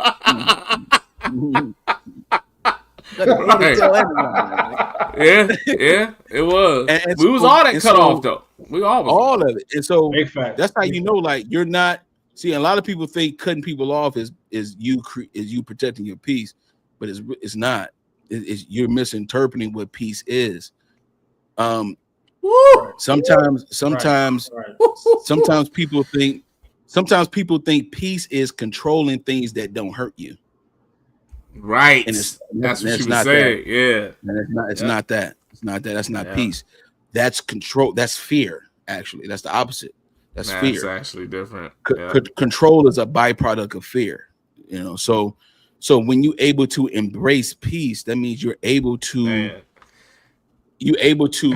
stay committed to your boundary in the spirit of love. You know, like my man Talks with Taj said, like he had a situation where his child's mother said something a little bit outrageous, but he did not give it the energy that he normally would give it because he's been healing. Now he's healed from that type of energy. He's not giving it. He's not reciprocating with the same amount of energy. You know, so that's the P. That's the sign of that you're healing. You know, the signs that you're healing, that wound, it looked fresh at first, then you start seeing little scabs and all that kind of stuff. And what happens is people start peeling the scabs of their life too early, and then it make more. Then it doesn't heal properly. So that's why you start seeing blood again. That's why you started because you peeled it off too early. You just got a band-aid later. Yeah, you got a band-aid later. If you pull the scab too early, you got a band-aid later. Yeah. You got to be patient with yourself. You know, patience is a virtue. Patience. Yes, it is. Not your status, not your money. Yes, it is. Yes, not how many women you can get, not how many men you can cut off, not how many people in your routes on your phone. Patience is a virtue. And whenever you start feeling rushed, if you're not a healed person, you will get impatient. And then impatience creates impulsiveness. Impulsiveness creates bad decision making. Yes, it does. So the signs of healing is when you know that your patience overrides your frantic anxiousness. It's like, let me wait. I see the scabs on this wound. It's still there. It reminds me of the time that this happened. But I'm going to wait until it's fully healed. Because what happens is when you start getting fully healed, what happens is those scabs of life start falling off on their own. Bruh. You ain't even have to do no work. You didn't even work have to try to control it. Yeah. They fall off on their own. That's the same way of saying, look, this person is this person is trying to get your attention. They're trying to be a part of your life, whatever the case may be. But then next thing you know, they start falling off on their own. You don't even have to work at it. You gotta do nothing. You don't even have to do anything. They hang themselves when it comes to whatever agenda that they had. So be patient and let those scabs fall off on their own. You ain't got there. When I went through my separation and divorce 2014, the amount of silence that I practiced was so abnormal to what I would normally do. Like I would normally just go into a to try to prove yourself, to try to stand up for myself, and it's like, God, like just be quiet. Like don't speak ill will of her. Don't do anything. Let me handle it. All right, bet. And then next thing you know, things started getting revealed. I'm not seeking information. I'm not asking about where you at. I'm not asking about what you're doing. I don't care who you're dating. I don't care what you're doing. You see? And then lo and behold, one night on a Thursday, I'm at Bar 7, specifically with my man, JB the Jet. Yes, sir. And what and it was revealed to me. And guess what I did? Went out that night with the partners. Did not steal the night with my situation that happened or nothing. Enjoyed myself. I went out. I was intending to do that anyway, and I stayed true to it. After I saw that, and what I saw will put a man on the news. Facts. Mm-hmm. Mm-hmm. That's true. That's the true. Signs of healing. Now it's in my doing face. That became more accountable to the situation later on when we had that conversation. Yeah, awesome. Exactly. And then fast forward months after that, came across her again in a different setting, this time by herself with her homegirl. She getting my attention at a spot. I didn't even know she was there because I'm right here. Mm-hmm. I'm right here because I'm committed to becoming the best version of myself to the point where anything of disturbance will not get my attention. So once you get past, once you in that place, then you know you're in the healing stage. Once you know you're healed, when the process is over, and you have you're actually resting in the healed state. What happens now is that you start becoming the teacher of the very student of yourself that you once was in that area, and now you're able to share the wisdom, the knowledge, the understanding, and the love that it took to give yourself to be able to give it to somebody else, man. Come on, now. Can I say something, man? And real talk, if you want to try to do this route, you know what I'm saying? First of all, like I don't care. Like people want to, you know what I'm saying? I think therapy is encouraged, especially if you can't, you know what I mean? If you feel like you need somebody else to talk to other than your inside circle or anything like that, I think it's encouraged. I think you should, you know what I'm saying? And I think anything is encouraged for the betterment of you in a positive, constructive way. I think it's just, I don't care what it is. Like, especially if you care. If you care, I don't think any avenue that you take. But one thing that you need, like I would suggest to stop doing during the process of healing, if you say, because I heard a lot of healing journeys, man. Like I'm on my journey, right? For some reason, that word is so long, right? I'm on my journey. Like I'm doing the first thing you need to stop doing is stop heeding to digital trends. Social media will kill your healing journey because you start to look at people that you want to be, and you think you automatically got access to that, and you don't. You think you at stage 4 looking at your phone, and you really at stage 1 or 2. Because when stage 1 or 2 happen, you all over the damn place. You triggered, you're traumatized, you doing all this other stuff. But these people on yachts at stage 4, you think you're them. The first thing you need to do is stay off your damn phone. If you trying to heal. I'm serious. Because you will see, you know what I'm saying? You will see somebody you want to be. And then you try to be that hour. I ain't talking about like in the by and by or none of that. I'm talking about that hour. Like you try to be that person right then. You be like, you know what? I'm going to Cuba. And you ain't even got $1,000 in your bank account. Because you're trying to be, you know what I'm saying? Like that's the first thing you need to stop doing. The best thing to do is be with your own thoughts. They are the most dangerous, but they are the most accurate. This is the thing I've learned. Your own thoughts. The way you feel about yourself is the realest anybody's going to be about you.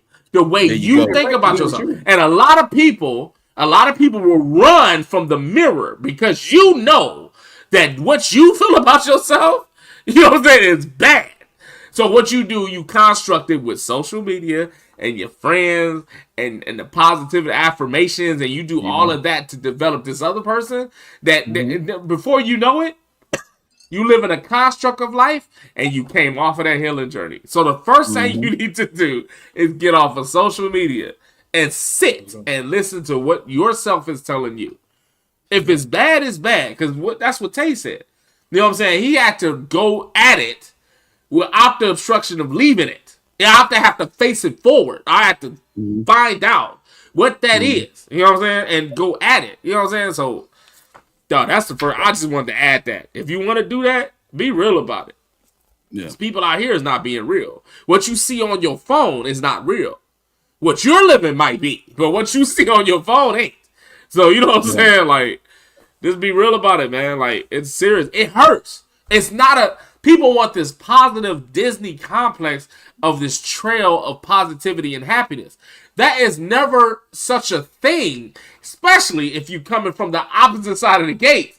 If you're coming from you need help, if you're coming from stuff you need challenge with, and you need more education and structure, the Disney straight gate is not for you. It's going to have to come with some obstacles. It's going to come with some jumping over some holes and some leaps and all of that. Like some people don't feel that way, but it comes with that.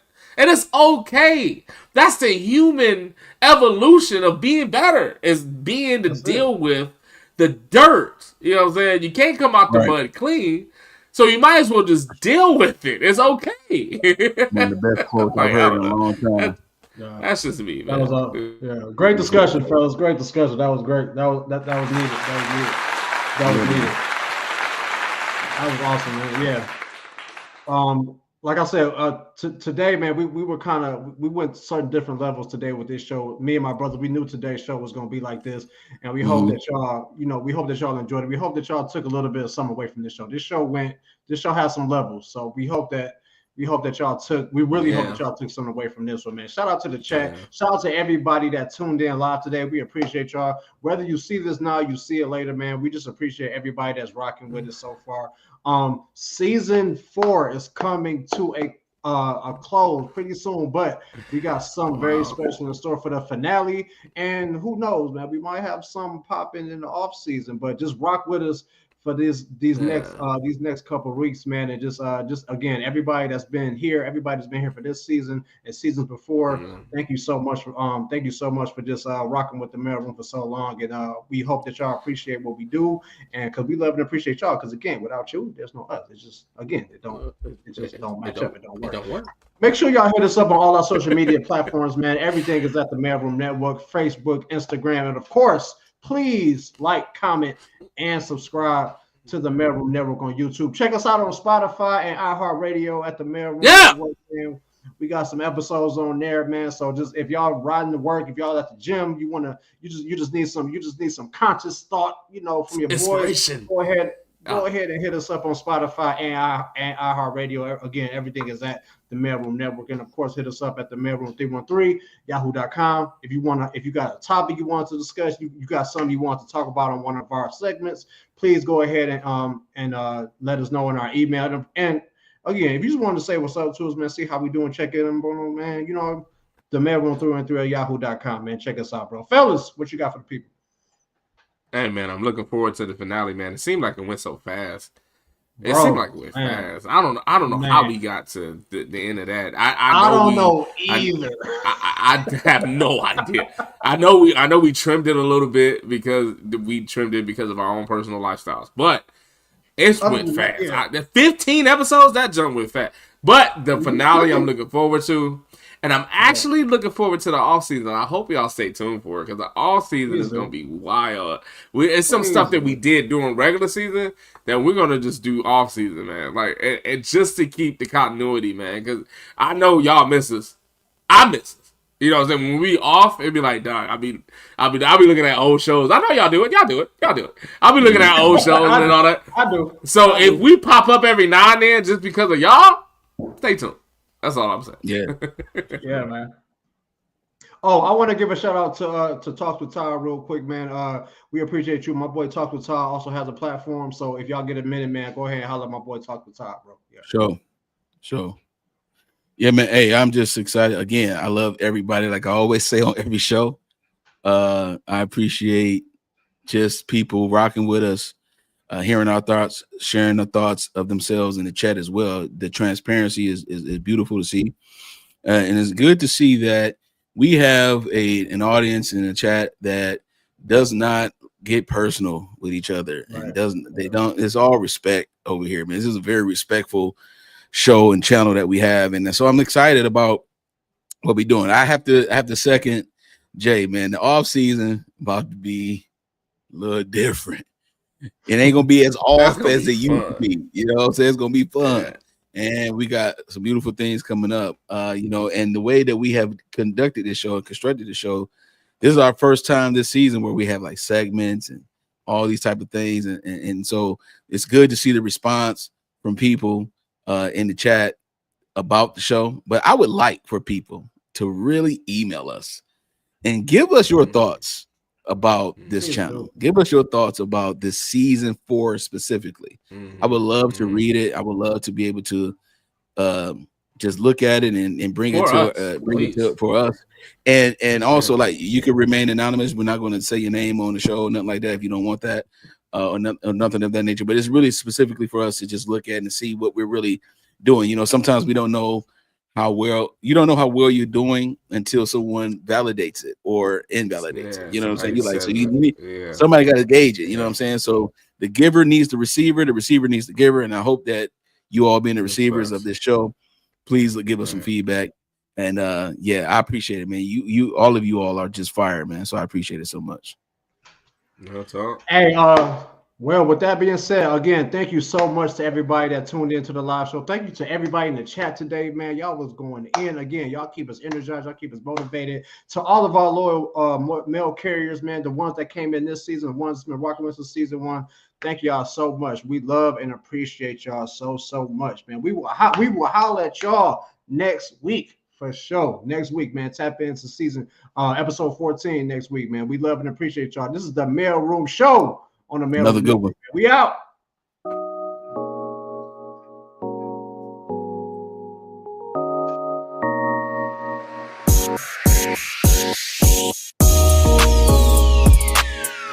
Yep. Episode 14 about to be another doozy. Come on back. Crazy, man. Come on back. Come on back. Let's go, man. We out.